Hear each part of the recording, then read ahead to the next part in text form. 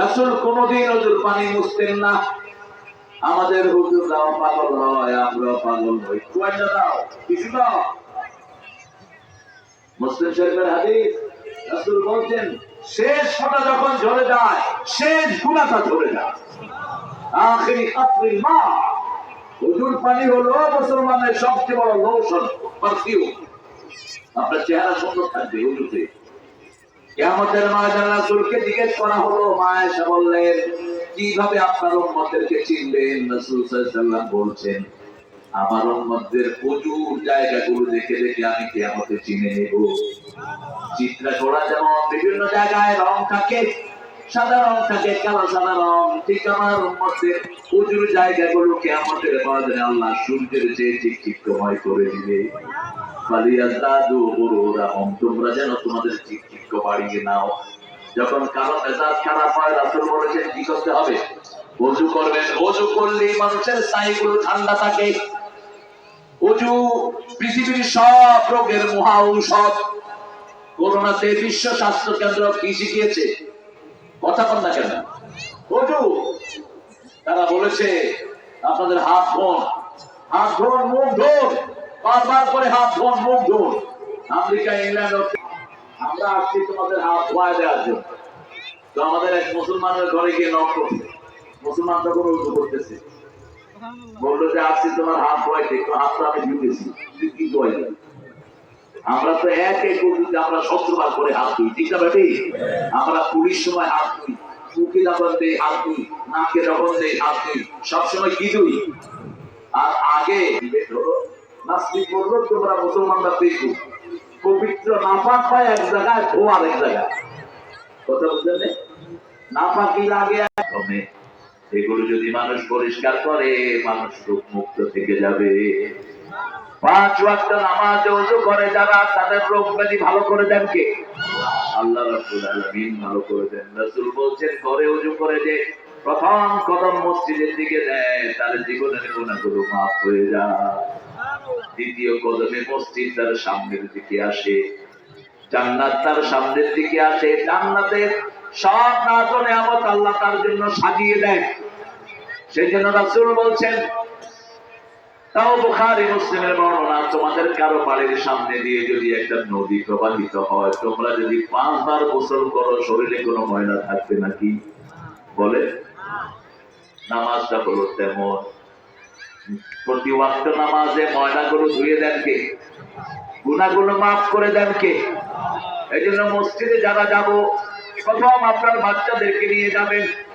আমাদের বহু মুরব্বী আছে, বাচ্চাদেরকে মসজিদে সহ্য করতে পারে না, কিন্তু রাসূল বলেছেন 7 বছর যখন বয়স হয়, তাকে মসজিদে নিয়ে যাও। কোথায়? তাকে নামাজ শিখাও। তাকে প্রত্যেকটা মসজিদে লেখা, উইদাউট চাইল্ড মস্ক ইজ দ্য গ্রেভইয়ার্ড।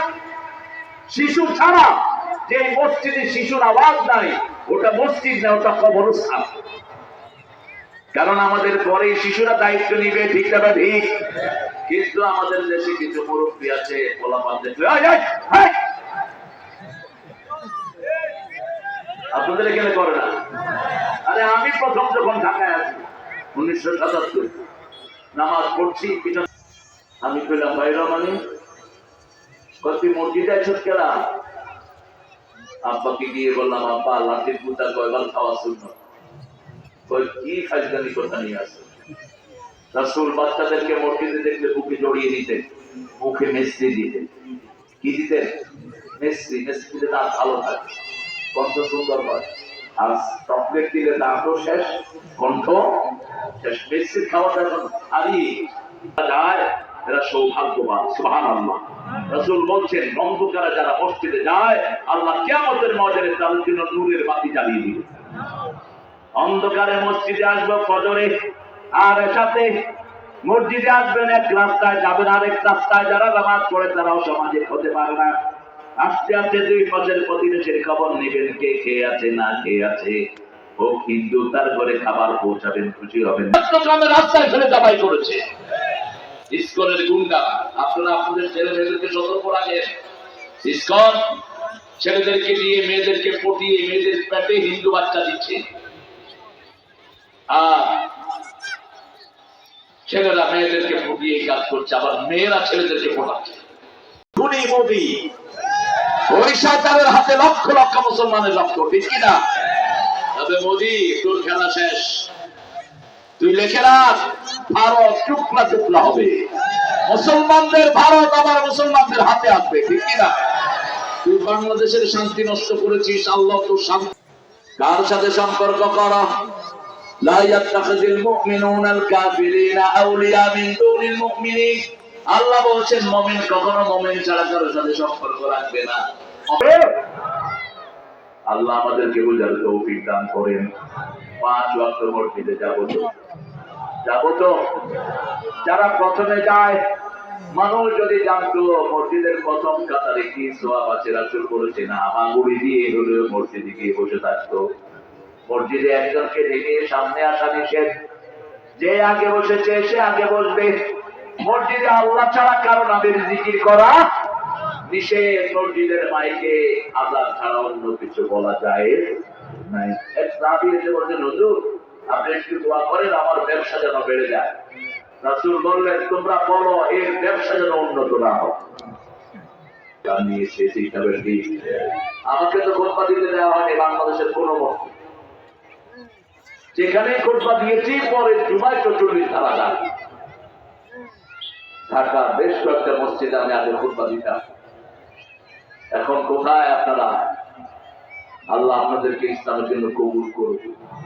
তোমরা আমাদেরকে পাথর মারো, আমরা পাথর দিয়ে প্লেনের মসজিদ বানিয়ে দিই, ঠিক কিনা? কার কথা? কার কথা?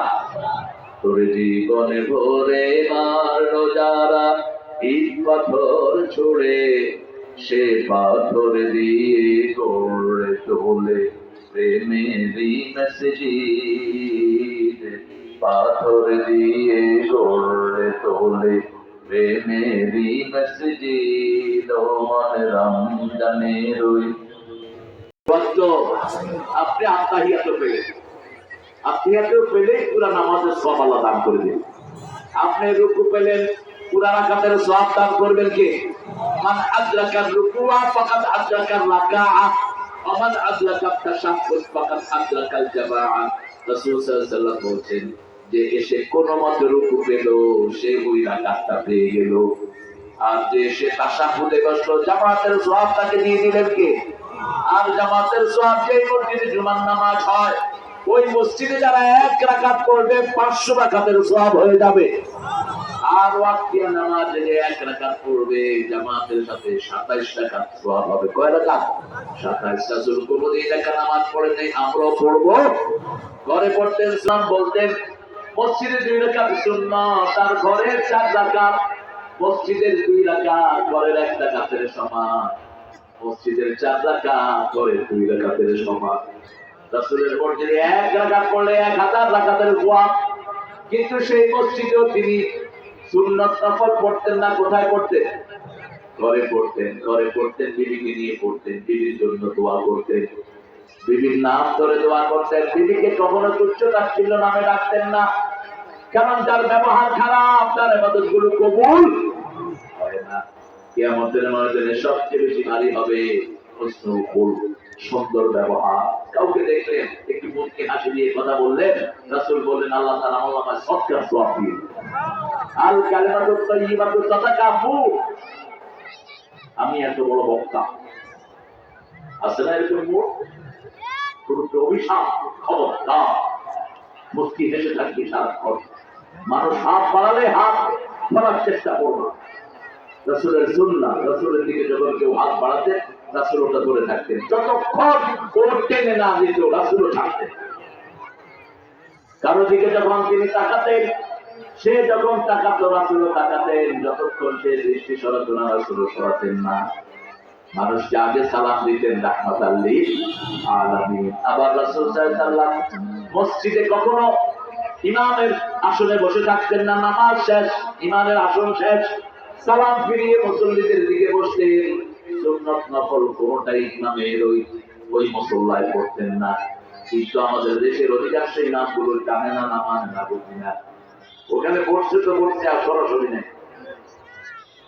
হ্যাঁ, সালমুনায় না, ইমামতির আগে আসছেন উনি জানাতে আদম কামতের সলা